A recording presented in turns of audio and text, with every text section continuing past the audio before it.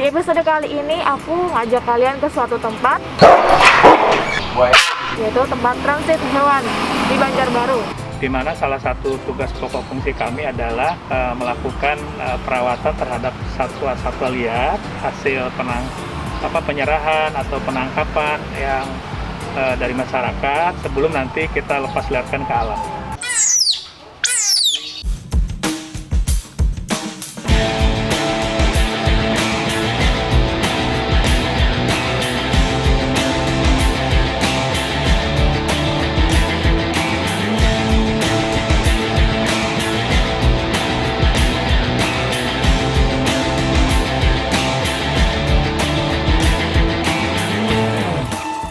Sahabat Bipos, ketemu lagi dengan aku Juli. Di episode kali ini aku ngajak kalian ke suatu tempat, yaitu tempat transit hewan di Banjarbaru. Ingin tahu tentang tempat ini, langsung saja kita bertemu dengan pimpinan di SKW Banjarbaru, yaitu dengan Bapak Ridwan. Selamat pagi, Pak. Selamat pagi, Mbak Lili. Jadi ini adalah tempat apa, Pak? Bisa dijelaskan?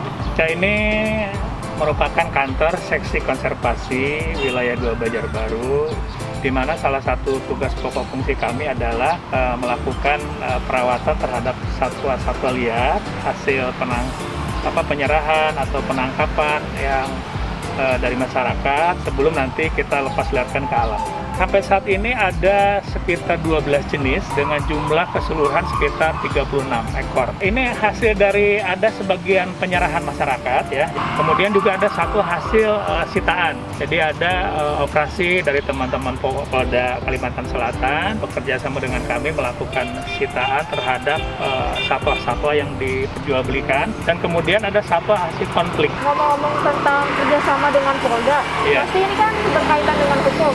Nah, kalau misalkan ada orang yang punya hewan itu ingin menyerahkan ke sini, apakah mereka itu akan terlibat hukum juga atau seperti apa? Ya, kalau untuk yang sifatnya satwa yang dipelihara oleh masyarakat, mereka cukup menyerahkan satwa yang dipeliharanya kepada kami dan itu tidak diambil tindakan hukum. Tetapi kalau yang diambil tindakan dengan kepada Polda, ini satwa yang diperjualbelikan.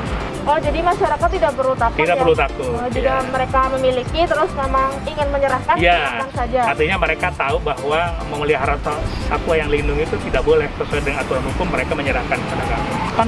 Lamanya masa transisi di kandang transit ini tergantung dari kondisi satwa, Mbak Yuli. Bisa saja satwa yang baru kita tangkap karena kondisinya sehat, kemudian perilaku satwa liarnya juga masih ada, yang langsung kita lepas liarkan. Tetapi ada satwa-satwa yang sudah bertahun-tahun di sini. Contoh misalkan owa-owa, itu karena si satwa ini sudah lama dipelihara oleh pemiliknya, oleh pemeliharanya waktu itu, sehingga pola pakannya itu lama menyesuaikan. Karena ada owa-owa yang dikasih makan roti, dikasih makan artinya ada jenis-jenis makanan yang tidak sesuai gitu ya. Itu yang agak lama. Di samping juga lamanya pelepas liaran ini dipengaruhi oleh ketersediaan tempat. Contoh, kita juga punya beruang, ada 2 beruang, kita tawarkan ke beberapa lembaga konservasi, belum menerima karena mereka juga sudah penuh kondisi seperti itu. Berarti mereka ada di sini, Pak, beruangnya? Ada 2 ekor beruang, ada buaya juga, ada 3 ekor buaya, kemudian ada 7 ekor owa-owa, kemudian ada jenis-jenis burung yang mungkin nanti secara teknis jenis satwa dimaksud, termasuk habitatnya, kapan pelepas liarannya, nanti Pak Jarod memberikan informasi terkait sangat teknisnya ya. Jadi ini adalah owa, salah satu binatang khas yang ada di Kalimantan. Dulu ini adalah peliharaan masyarakat. Dia sudah lama kontak dengan masyarakat, dipelihara sekian waktu. Kemudian ada informasi ke kami, mereka menyerahkan ke BKSDA, kami ambil dan kami evakuasi, terus kami tetapkan di kandang transit ini. Oh, ini nanti dilepas liarkan lagi berarti? Untuk owa, ini kami biasanya kerjasama dengan Yayasan Kalawit, yayasan yang ada di Kalteng. Dia bergerak untuk merehabilitasi atau untuk meliarkan kembali owa-owa yang sudah lama dipelihara manusia. Tujuannya untuk mengembalikan sisi liarnya atau sifat liarnya agar ketika dia dilepas itu bisa kembali, bisa beradaptasi, bisa nyari makan sendiri, tidak bergantung kepada manusia lagi. Kalau ini julang emas. Julang emas. Julang emas ini masuk dalam keluarga rangkong. Cuman Bedanya dia ukuran tubuhnya lebih sedikit kecil, ekornya tidak sepanjang enggang yang lain. Makanannya kurang lebih sama dengan enggang yang lain, yaitu biji-bijian ara, biji-bijian pohon hutan. Ini asalnya dari mana? Kalau ini barang bukti perdagangan yang kemarin diungkap oleh Polda Kalsel. Waktu ditangkap atau waktu diungkap itu kan kondisinya masih agak kecil. Jadi oleh Polda itu dititipkan ke kami untuk di-handle supaya besar, kemudian siap untuk dilepas liarkan. Jadi kalau ada barang sitaan yang tidak memungkinkan untuk langsung dilepas liarkan, Ya, transit di sini dulu Pak ya untuk dirawat ya. Jadi biasanya kalau ada sitaan, itu Polda koordinasi dengan kami terkait barang buktinya.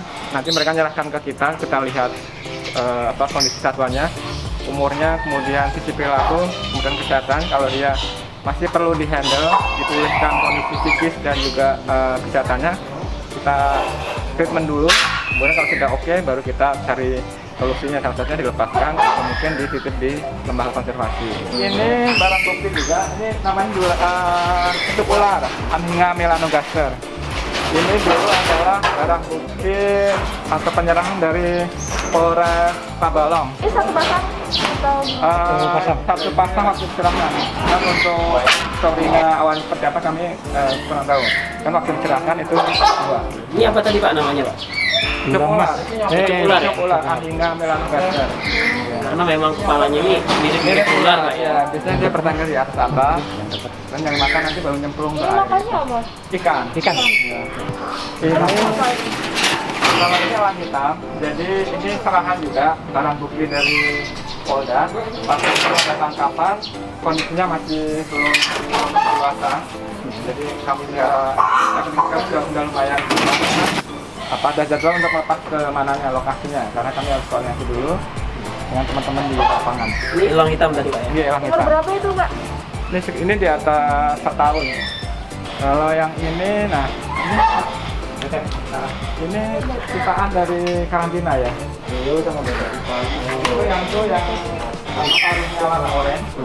Itu namanya, kalau nama ilmiahnya Dracula herudiosa atau bisa disebut tiong emas atau tiong aja bisa orang nyebut, atau beo. Ada 3 ekor. Itu Yang di atas ini betet Pak ya. Nah, Di atas tuh ada betet ya. kemarin barang sitaan juga, sitaan dari, kalau nggak salah dari karantina. Ya. Kemudian ada 2 ekor tuh betet. Betet Jawa atau betet Ini betet Kalimantan. Pak, kalau orang luar mau pelihara gitu, boleh nggak sih sebenarnya atau harus ada izinnya gitu? Nah, kita lihat dulu untuk maksud atau tujuan dia pelihara. Kalau binatang dilindungi untuk dipelihara secara umum tidak boleh pada prinsipnya. Tapi untuk tujuan-tujuan khusus, misalnya untuk ditangkarkan, dikembangbiakan, itu boleh, ada opsi. Jadi si pemohon bisa mengajukan ke kami BKSDA, Kalsel misalnya dia domisilinya, kemudian nanti ada berkas-berkas yang perlu dilengkapi. Itu untuk yang dilindungi. Kalau yang Berkasnya apa aja, Pak? jadi ada namanya, dia bikin proposal, kemudian dia ada SPWP, kemudian ada surat keterangan dari kecamatan, surat keterangan lokasi namanya. Kemudian ada dokumen asli, itu sudah lengkap.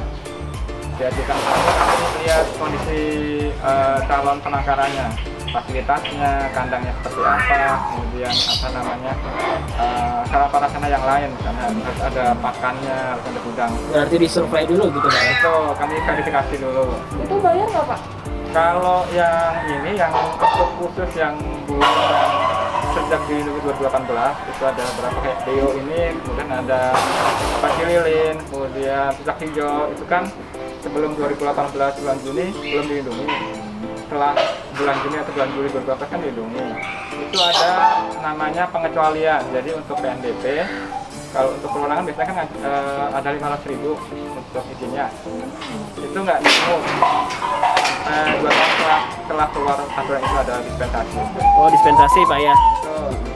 Kemarin sudah ada sekitar 3 penangkar yang dalam masa transisi itu, jadi dia mengajukan izin penangkaran tidak bayar. Itu karena dalam masa yang istilahnya diberi kemudahan oleh pemerintah. Misalnya masih ragu-ragu, diskusi dengan kami nggak masalah. Nggak masalah. Oke. Oke, nggak ditindak Pak ya kalau misalkan. Tidak. Iya, diskusi dulu ya. Oke, jadi buat teman-teman ataupun pemirsa yang nonton yang punya hewan dilindungi nih di rumahnya, kalau mau diskusi dulu boleh Pak ya, mampir ke sini Pak ya. Mau WA boleh, mau telepon boleh, terus apa sosmed yang lain boleh. Ini buaya muara. Buaya muara Pak. Kenapa disebut buaya muara? Karena dia tinggalnya di sekitar muara sungai yang ke arah laut atau di sungai air tawar atau air payau. Kemarin kan Pak ya, kalau kita boleh flashback ke belakang, ada kasus Iya. Pak yang menerkam ya katanya ya, Iya. yang sedang mandi gitu remaja. Iya. Ini benar nggak Pak jenis yang sama? Ya, memang dari jenis ini, cuman bedanya ukurannya aja. Itu ukurannya 4 meteran. Kalau ini sekitar 1 meter setengah. Ini yang dari Kabupaten Cipakuan. Tempat. Jadi masyarakat warga di sana itu menerima hadiah untuk pernikahannya. Ini hadiah pernikahan nih. Hadiah pernikahan untuk mempelai dikasih hewan dilindungi. Nah, ini teman-teman Mereka nggak nanggung-nanggung hadiah pernikahan seekor oa nih. Luar biasa. Tapi akhirnya diserahkan di sini Pak. karena ini sudah dalam kondisi yang dewasa dan dirapi, dan pemiliknya kan nggak bisa memenuhi untuk keinginan itu ya, jadi dia nyerah pemiliknya, kemudian nelpon ke kami di pihak call center, Pak ini kami ada apa namanya binatang owa gitu, kami mau serahkan karena kondisi seperti ini. Salah satu anggota keluarga kami jadi korban di Dakar karena birahi itu. Jadi karakternya dia yang asalnya lemot, asalnya lucu gitu Pak ya, Ya, mungkin menjadi masuk, berubah ya. Sebagian dari kita pelihara hewan bingung kan mungkin waktu kecil lucu ya, bisa dipeluk, bisa diajak foto, bisa macam-macam. Tapi begitu sudah secara kondisi seperti ini, kewalahan. Dia mau misalnya mencari pasangan, susah mau memberikan pasangan. Ini kenapa Mas dipijit-pijit ya? Iya itu manja banget. Dia minta pegang ini. Oh, Dia kalau lihat perempuan Iya. bereaksi gitu ya. Karena dia mah birahi. Ini juga. Oh ini betina. jantan. Ini teman-teman. Ini jantan lagi Oh jantan Mas ya. Lihat aku Jadi betina. dia masuk masa birahi, terus dia ngeliat, dipikirnya mungkin ini betina, Capek deh. jadi dia bereaksi itu. Ini beruang Mas ya? Ini beruang madu namanya. Beruang madu. Atau Malayanus. Disebutnya sunbear atau Sunbear. apa namanya, ada kalung seperti Iya. matahari. Nah, itu sunbear ya di bawah dari belakang. Yang ini masih liar, ini adalah korban konflik dengan manusia di daerah Tabalong asal usulnya dia. Waktu itu dia masuk ke kampung, ke kebun, kemudian masyarakat kan pasang jerat ya, pasang jerat, ini lewat, kena, akhirnya kakinya jerat. Ini jadi teman-teman korban konflik bisa dilihat dari kakinya Mas ya udah. Ini kasihan sekali berkonflik dengan masyarakat. Kalau yang di depan kita ini hewan apa Bang? Ini berang-berang yang dilindungi, lustra. Jadi ini adalah penyerahan dari warga di Kabupaten Banjar. Dia udah pelihara cukup lama, tapi berang sudah sangat jinak, dia dipeluk, kemudian ada kamarnya sendiri buat dia itu, jadi dia dilepas di dalam rumah, kemudian ikutin aktivitas dari pemiliknya. Hewan yang dilindungi. Jadi untuk teman-teman yang mau memelihara nih, yang belum punya, kalau mau pelihara itu mereka sedapat mungkin adalah konsultasi dengan kami untuk memastikan jenis satwanya dilindungi atau tidak ya, pertama. Kemudian kedua, satwanya itu kalau sedapat mungkin harus yang hasil resmi, misalnya dari penangkaran atau hasil resmi dari budidaya yang sudah terregister di kami gitu ya, di BKCA manapun itu bisa dipelihara kalau yang dilindungi. Kalau yang nggak dilindungi terserah aja, mau misalnya dari beli itu nggak masalah. Untuk masyarakat yang sudah punya satwa dilindungi yang sebelum 2018 sudah dilindungi, itu untuk bisa melaporkan ke kami akan bantu untuk istilahnya mencarikan solusi ya. misalnya nanti ada opsi untuk ditangkarkan. Misalnya ada yang punya satu, misalnya rusak nih, dia punya satu, terus yang lain punya satu juga. Jadi mungkin mereka bisa